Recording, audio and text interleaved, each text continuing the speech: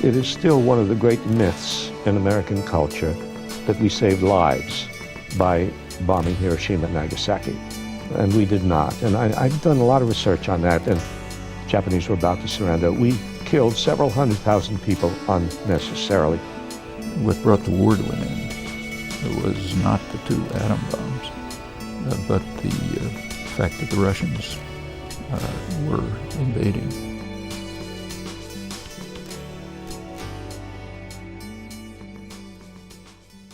Take any incident of the Cold War, from the American intervention in Greece in 1947 up to today in Nicaragua, and you will find that every single time a Soviet threat has been created and usually fabricated to justify American intervention. This is a record that has been replayed so many times since 1947, when Dean Acheson pioneered it with a totally fabricated account, as he more or less conceded, of the Soviet intervention, which didn't exist in Greece at the time of the Truman Doctrine. On Jeju Island, which was the scene of the massacre of maybe 40,000 people in 1948 by forces under the control of the U.S. military. So a large component of the roughly 100,000 killed by the U.S. client regime, U.S. military-backed regime in South Korea. That's before what we call the Korean War. Well, it wasn't so much of a proxy war. The Soviet Union was barely involved. Stalin did give a green light for the North Korean invasion. Right. But it's worth remembering that in 1945, Koreans were liberated from Japanese rule, and they wanted to be unified. There was overwhelming support for unification in Korea. The U.S. installed a pretty harsh dictatorship in the South and maintained a huge military presence. It refused to tolerate any talk about unification. In 1953, the United States and Britain overthrew the parliamentary government and installed a brutal dictator, the Shah, who ruled until 1979. Mel Goodman, one of the CIA's top Soviet analysts. No, it was a terribly unsuccessful operation because you had got the removal of a somewhat democratic government followed by this incredible Persian tyrant. It's a consistent pattern. We did it when we wanted to overthrow Guatemalan democracy. We did it when we wanted to overthrow Dominican democracy in 1965. If you want to attack and destroy a political system, there's a way to do it within our political culture. Try to show that it's an agency of the Soviet Union. Once you've succeeded in establishing that, then you can attack and destroy it. In Guatemala, where we incidentally have been supporting it all the way through with military aid, which never terminated, and are now supporting it enthusiastically, the number of people massacred is on the order of 100,000.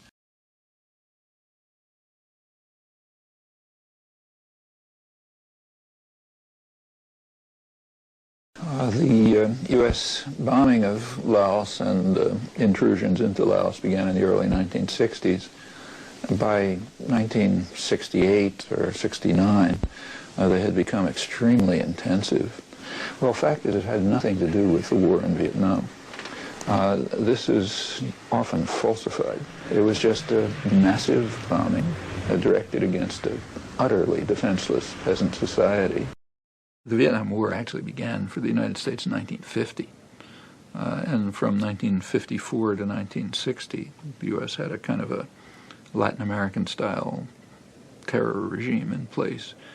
But at the same time, recall that there were perhaps 160,000 Vietnamese, if we accept Bernard Fall's figures again, killed by the Saigon government and the Americans. This is prior to 1965.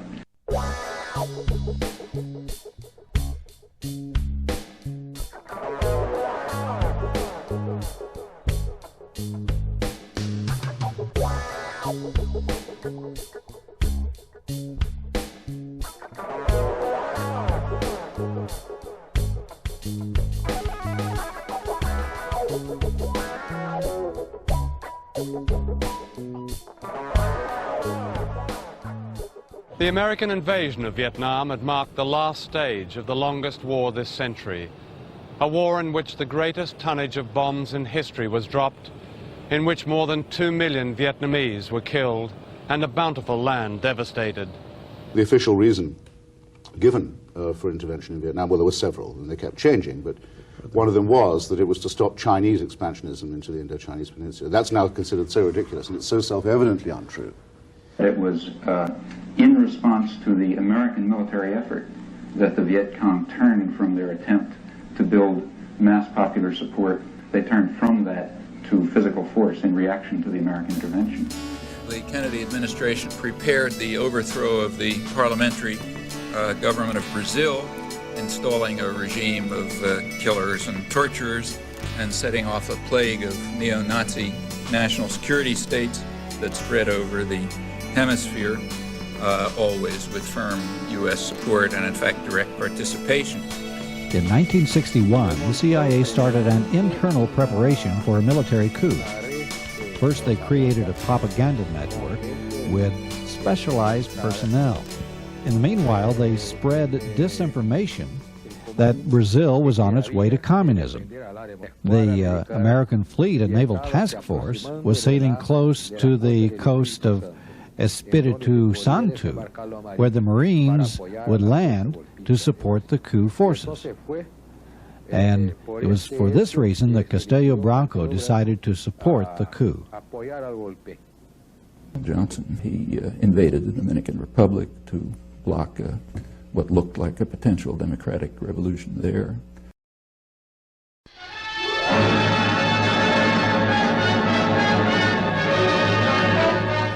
In office only 7 months, President Juan D. Bosch of the Dominican Republic has been deposed. The head of the country's first legally elected government in 38 years. We did it when we wanted to overthrow Dominican democracy in 1965. If you want to attack and destroy a political system, there's a way to do it within our political culture. Try to show that it's an agency of the Soviet Union. Once you've succeeded in establishing that, then you can attack and destroy it. The military accused Bosch of being soft on communism. A three-man junta has been named to rule the Dominican Republic as a rebel movement collapses. It was an attempt to reinstate exiled President Juan Bosch, and U.S. Marines were ordered into the country to protect American lives.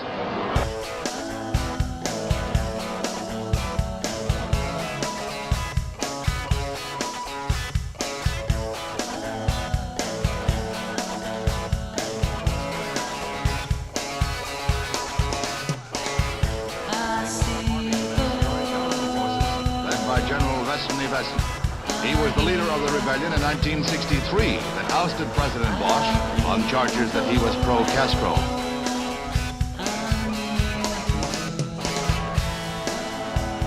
In October 1965, the pro-American General Suharto took charge, and he launched a bloodbath of which the Nazis would have been proud.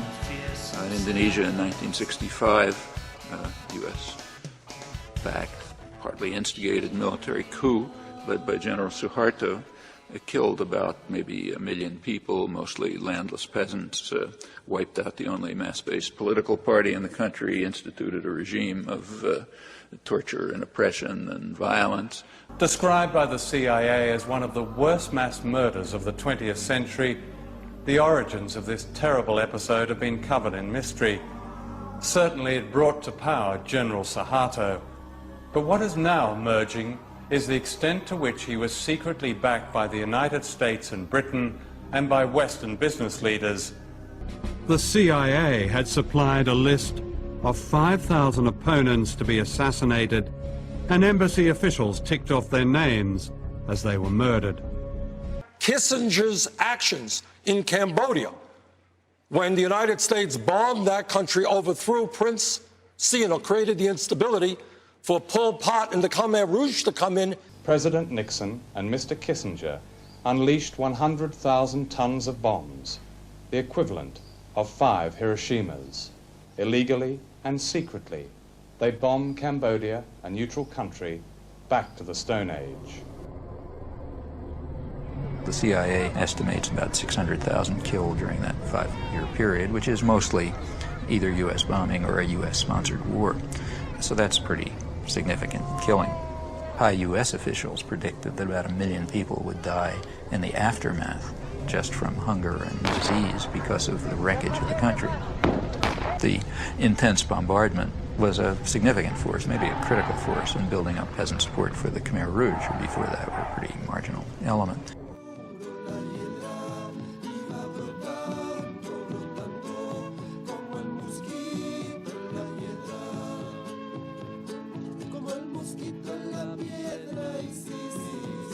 The 1973 coup in Chile. Peter Kornblue is director of the National Security Archive, a library of declassified U.S. government material based in George Washington University. Socialist leader Salvador Allende was elected democratically to the presidency of Chile. Is Allende a mortal threat to the United States? Vakey posed this question to Kissinger, and he answered it. It is hard to argue this. The day after this memo was written, Kissinger, ignoring this advice, went to a 15-minute meeting in the Oval Office with Richard Nixon on September 15th. CIA Director Richard Helms was there, and we have Richard Helms's handwritten notes from this meeting, the orders of the President of the United States, ordering the overthrow of a democratically elected government.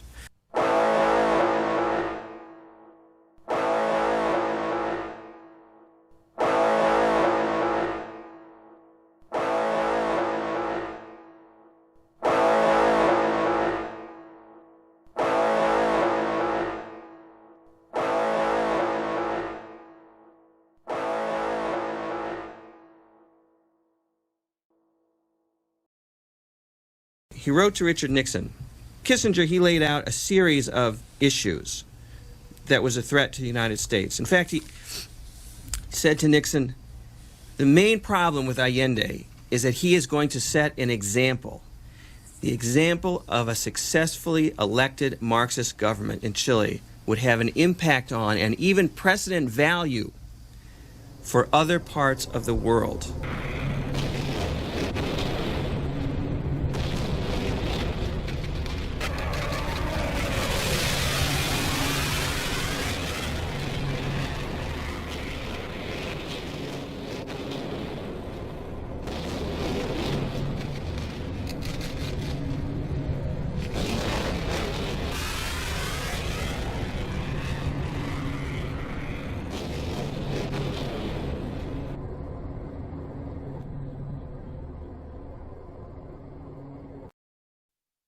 Indonesia has no historical nor legal claim to East Timor, yet its brutal occupation has met with mostly silence from the world's leading governments and international agencies. As a result of the Indonesian invasion and occupation, some 200,000 people died here. By December 1975, the countdown to the invasion of East Timor was in its final stages.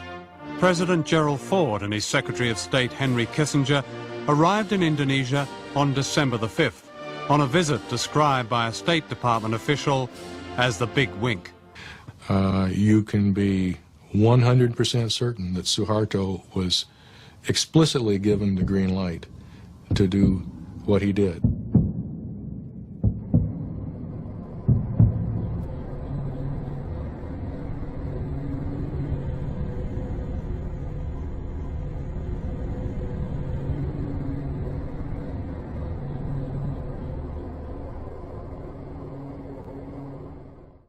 By 1978, it was approaching really genocidal levels.